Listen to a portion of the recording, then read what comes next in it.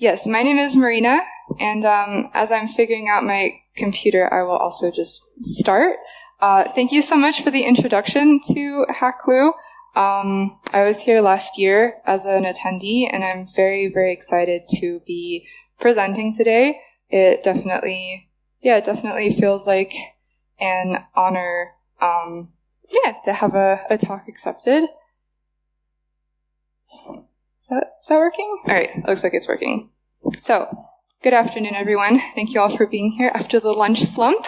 I currently work at ZCert, which is the sectoral C-cert for the healthcare sector in the Netherlands.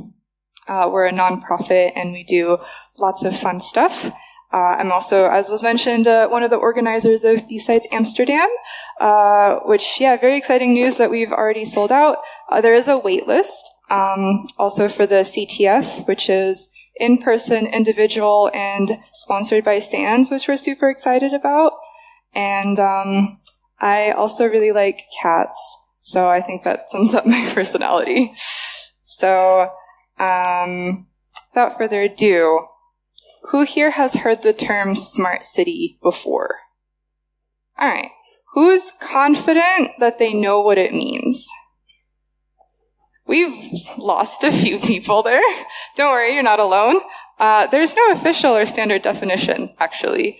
Every company, every marketing agency, every government kind of comes up with their own. The original term was intelligent cities, which was coined by an MIT professor who had very technologically driven ideas of a kind of corporate utopia almost. But that term was scrapped by the global marketing department, I guess, because intelligent seemed elitist, whereas smart sounds more user-focused and user-friendly. But I decided to make my own definition, which is that a smart city is an urban territory that uses ubiquitous IT and OT, as well as stakeholder partnerships, to digitize and improve its functioning. The reason this definition is so long is because smart cities are a convergence of highly variable hardware and software and stakeholders, which means that they're also a convergence of the vulnerabilities that they all individually bring. Meaning smart city security can't address any one of these departments or issues on its own. It has to look at the connections and take a buzzword, take a holistic view of it.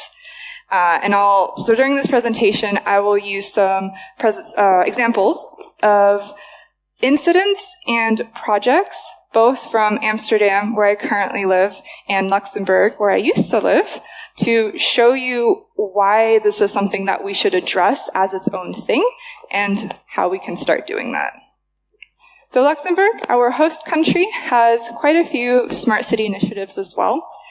On the website of the Ville de Luxembourg, they have listed the pillars of the kind of intangible smart city data used in the projects. They have the kind of tangible hardware meant to interact with residents and visitors. They also have the various kind of pillars of interest for transportation, people, environment, all of that kind of standard smart city stuff.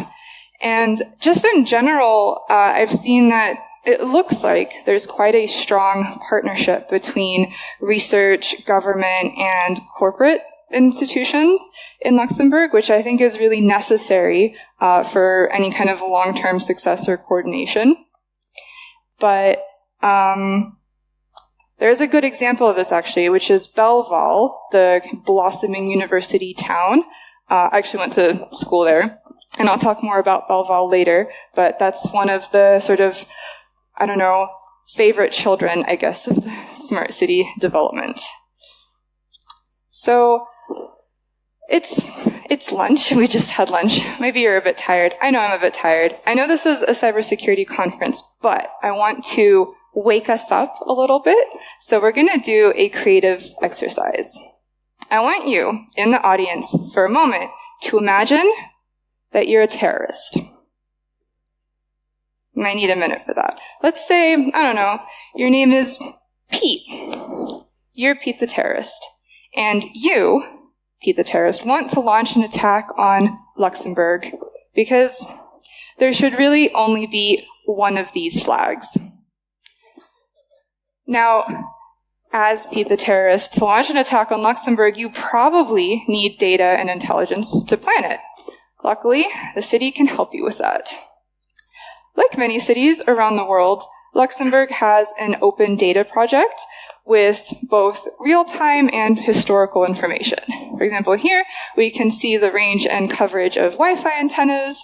We've also got things like air quality maps, topographic maps. We've got real-time parking space availability. We've got here real-time public transport information about routes and disruptions and stops. There's also things like land use statistics and waterways and electricity networks, and also, an interactive cadastre registry map in case anyone thinks that kind of thing is fun. There are also APIs for all of this data, so you can just yank the raw data into any one of your applications that you feel like using. And people are doing that. There's, we saw over 170 reuses of the data. And we've got a few useful things here, including this, which is a one-to-one Minecraft replication of the city of Diekirch. Cool. Anyways, on one hand, it is genuinely helpful to have this kind of information available, whether you're using it for personal decision-making or for your business. But on the other hand, there are over 2,000 data sets from over 200 organizations, which gives Pete quite a detailed civilian and infrastructure attack surface for him to use. And if he wanted to get more information, he knows exactly what organizations to target. Using OSINT could probably figure out which individuals from those organizations he could target. If anyone's ever tested their company's phishing preparedness, they know how easy this can be. Add to that things like property registration information that might share more personal details, and we're getting to a concerning number of data points. But this is all openly accessible stuff. What about, secret, hidden, personally identifiable information? We're going to go to the Netherlands for a minute. About a year ago, the Dutch police got hacked by an identified but undisclosed nation state. And I don't know if these were friends of Pete's, but if one party could exfiltrate the Outlook data of every single police employee, including those undercover and government officials working with them, someone else could probably do that and a whole lot more. This is important because, at least in the Netherlands, the police is centrally managed and just has stations located in all the cities of the Netherlands.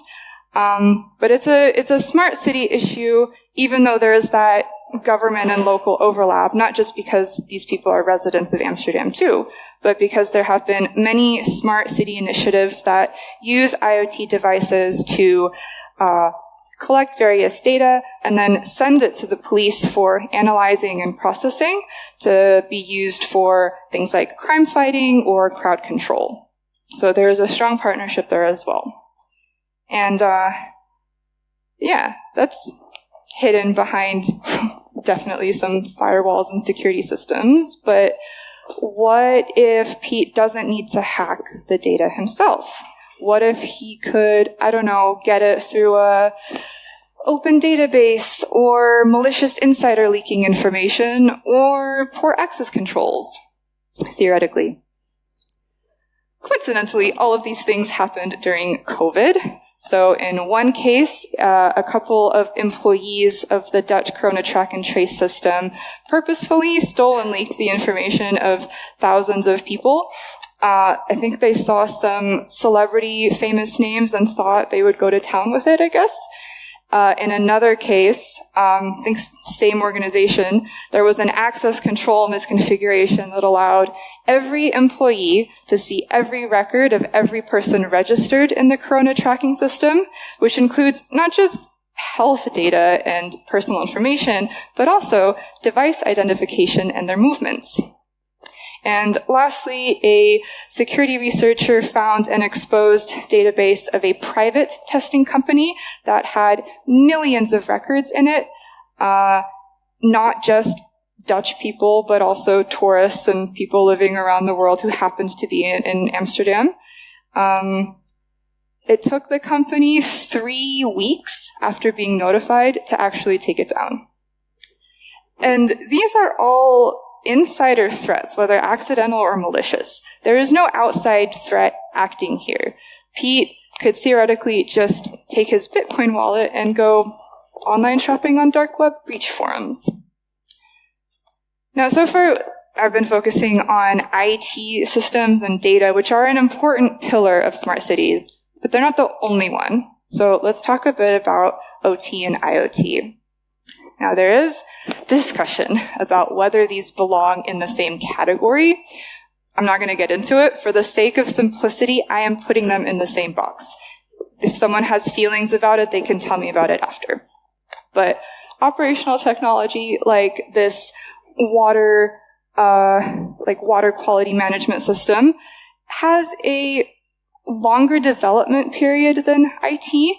It is much more expensive to produce. It's much more expensive to fix as well, for legitimate reasons. I mean, these things need to withstand harsh environmental conditions. They need to operate at low latency without errors for extremely long periods of time. So it is warranted, but that also means that what these devices gain in physical resilience and hardiness, they lose in software fragility and vulnerability. And IoT devices have similar vulnerabilities, not exactly the same. They are easier to produce, develop, and replace. They're much cheaper to do that. It's faster to do that. But they often still don't have the computing capability to support things like basic network and data security mechanisms. So they're also frequently made without any kind of security testing, also not great. And it's so easy to plug them into anything with a pulse that they make a very attractive initial access point. Now, in an effort to modernize operations and factories, more and more OT environments are connecting or exposing their devices to the internet, sometimes the cloud, also a lot of feelings about that. But this is often being done without any thought or sometimes ability to protect them. So you have things like programmable logic controllers or CCTV cameras or human-machine interfaces just hanging out, which is not great. And as we've seen multiple examples of data misuse and data breaches, both malicious and unintended, in these cases we have the added complexity of this happening in an industrial or operational environment. Let's take a local example of where this thing mixes. I mentioned Belval already. The Smart Spires project, which, about 3 million euros in funding, is organized by the EU, the Luxembourgish government, the Luxembourg Institute of Science and Technology, and also some corporate partners that are providing the networking and infrastructure, like 5G networking, AI, whatever that means, cloud, lots of, the physical infrastructure and hardware and services. And Belval is an abandoned steel mill that's been kind of given a new lease on life. For a while, there was nothing but a concert hall there. I don't know if anyone remembers walking through the gravel to get there. But since then, it's seen a lot of investment, and it's kind of growing into an academic and economic hub. Fun fact also, if anyone's never been there, the half of the parking lot of the train station is actually in France, which, as an American, when you can drive 3 hours in the same state and not see a border, I don't know, I thought that was funny.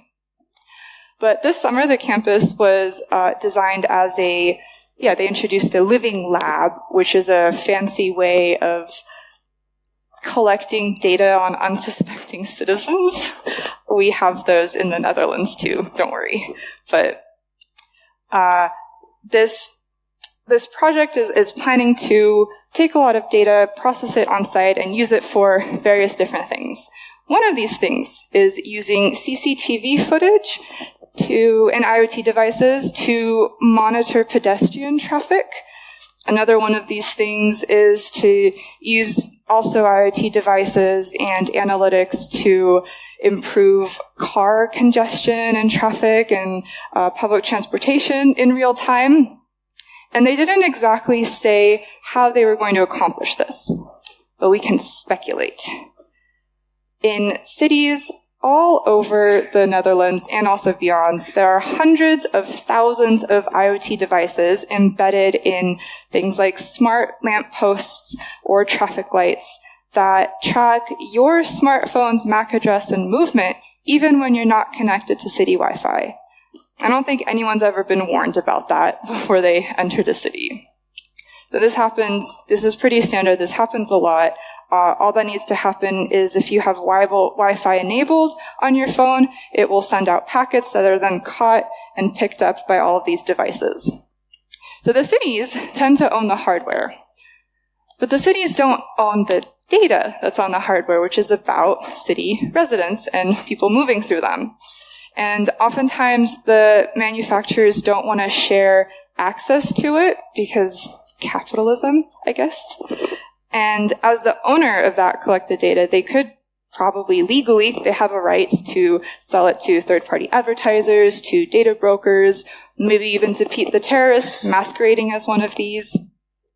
And it is anonymized, but when you have enough other data points, like from a open COVID database, that becomes quite arbitrary to bypass. So given Belval's existing infrastructure, it is likely that this is the way to go.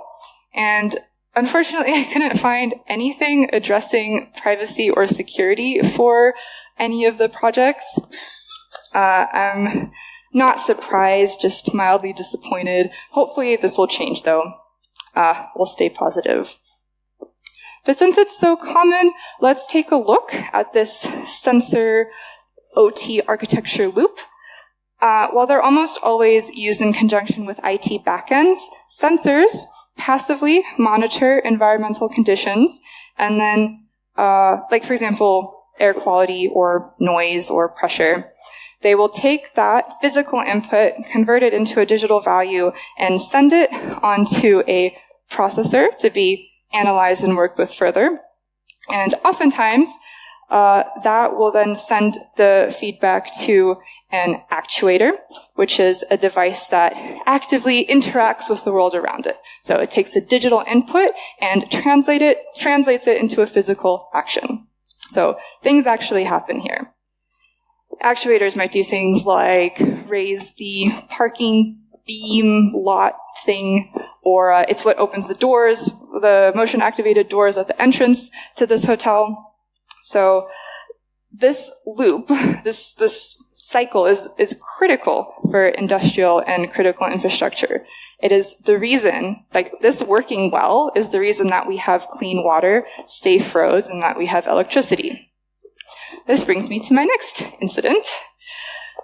Now, a good third of the Netherlands is actually fake land and should technically be underwater.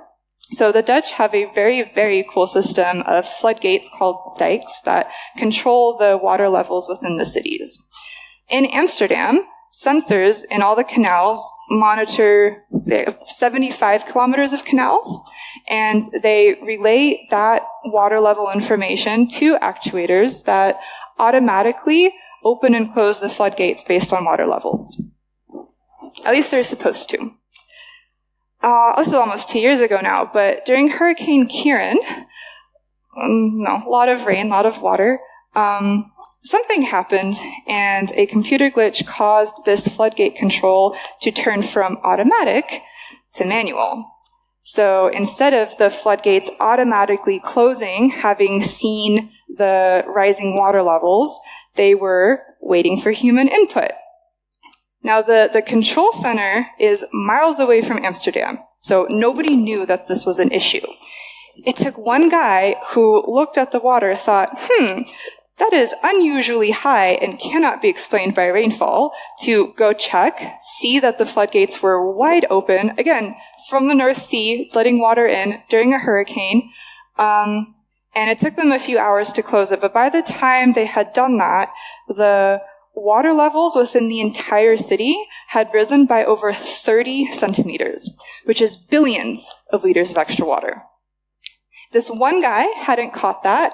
If he was sick or if the person was new and didn't know what they were looking at, then it's very likely that my city would have been mercilessly flooded. And we're not just talking about, millions of euros of property damage and damage to housing and infrastructure. We're talking about potentially, drunk British tourists drowning. Like, this has a physical impact. And since that incident, they have added more technical and human measures to make sure this doesn't happen again. So it's not a single point of failure anymore. They have more cameras, more training, more people. But it was an issue for the entire time until it was discovered.